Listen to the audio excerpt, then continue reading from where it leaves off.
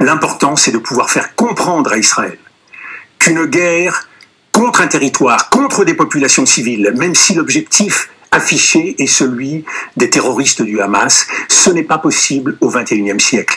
Israël est en train de mener une guerre d'hier. C'est la guerre d'avant. Cette guerre, elle est dépassée. Cette guerre, elle est perdue d'avance. Pourquoi?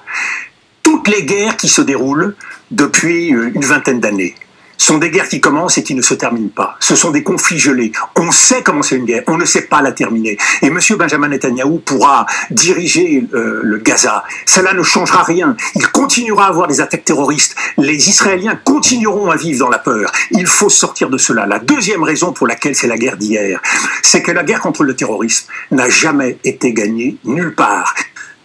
Monsieur de Villepin ne vient pas de nulle part sur l'échiquier politique français. C'est un gaulliste. Or, sa voix gaullienne, pour le coup, est devenue pas forcément inaudible dans l'opinion publique, mais elle n'est plus représentée dans la classe politique. Et ça atteste d'une droitisation et d'un alignement sur le discours israélien au cœur de notre échiquier politique, qui est attesté notamment par le fait que la droite parlementaire, comme on dit, ne s'inscrit plus dans cette voie-là. Merci, messieurs. C'est-à-dire que ce sont des gens, Netanyahou et tous les autres, qui n'ont qu'une obsession en tête, c'est effectivement le rapport de force. Vous savez, il y a une formule terrible que j'ai entendue depuis des années en Israël.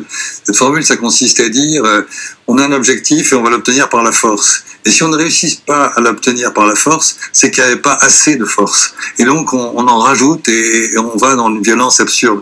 Et malheureusement, c'est exactement ce qui se passe aujourd'hui dans des conditions terribles. Et il a parfaitement raison, c'est une guerre d'hier, d'avant-hier, mais en plus qui peut nous plonger dans une régression terrible. J'ajouterai juste un mot, c'est que par rapport à ce que vous avez dit, et je suis tout à fait d'accord, c'est l'idée que, au lieu de défendre nos valeurs, c'est-à-dire le socle sur lequel est bâti le droit international, eh bien on est en train de les saper, ces valeurs, on est en train de les remettre en question, puisqu'on ne défend pas ce que nous avons, les Occidentaux, contribué à créer, le droit international, on le piétine, et ça va nous retomber dessus très vite,